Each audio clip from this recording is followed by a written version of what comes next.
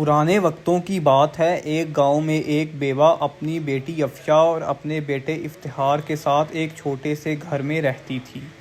وہ ہنسی خوشی زندگی گزار رہے تھے کہ ایک دن بیوہ عورت کا انتقال ہو گیا۔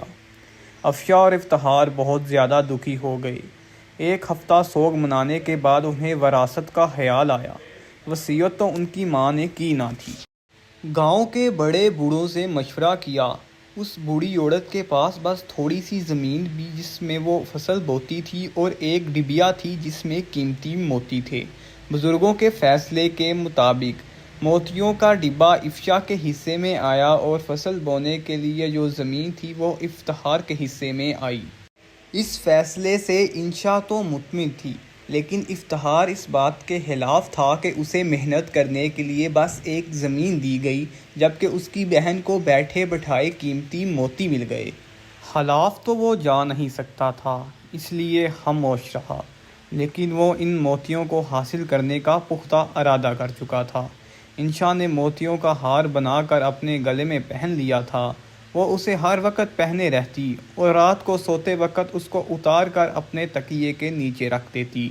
ایک رات جب انشا اپنے کمرے میں سو رہی تھی، افتخار دبے قدموں اس کے کمرے میں داخل ہوا اور موقع دیکھ کر تکیے کے نیچے سے وہ ہار اٹھایا اور گاؤں سے دور جا کر جنگل میں ایک درخت کے نیچے مٹی میں دبا دیا تاکہ کچھ دنوں بعد جب یہ معاملہ تھم جائے گا تو وہ اسے نکال کر بیچ دے گا۔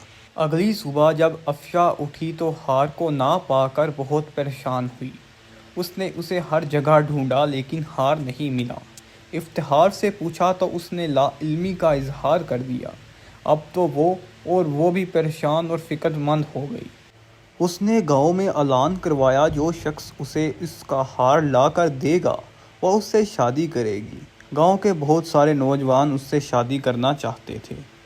اس ملک کا شہزادہ ارسلان ان دنوں بھیس بدل کر رعایا کا حال دیکھنے اس گاؤں میں آیا تھا۔ وہ شہزادہ بہت ایماندار اور عقل مند تھا۔ اسے افشا کا ہار گم ہونے کا پتہ چلا۔ ایک آدمی سے سارا ماجرا پوچھ لیا۔ اب اس کا پہلا شک افتخار پر گیا، کیونکہ وہ بہت پرسکون تھا جب اس کی بہن کا اتنا قیمتی ہار گم ہو گیا تھا۔ پریشان تو اسے بھی ہونا چاہیے تھا۔ شہزادہ نے افشا کی مدد کا فیصلہ کیا، اس لیے وہ آپس محل نہیں گیا، گاؤں میں ہی رک گیا۔ رات کو افتخار اس ہار کو نکالنے کے لیے جنگل کی طرف جانے لگا۔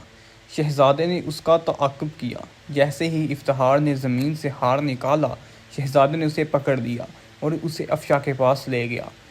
شہزادے نے اس کو سارا واقعہ بتایا کہ وہ اس ملک کا شہزادہ ہے۔ وہ افتخار کو سزا دینا چاہتا ہے لیکن افشا نے منع کر دیا۔ شہزادہ افشا کی اس رحم دلی سے بہت متاثر ہوا۔ اپنی بہن کا یہ حسن سلوک دیکھ کر افتخار نے شرمندہ ہو کر بہن سے معافی مانگ لی۔ افشا نے اسے معاف کر دیا۔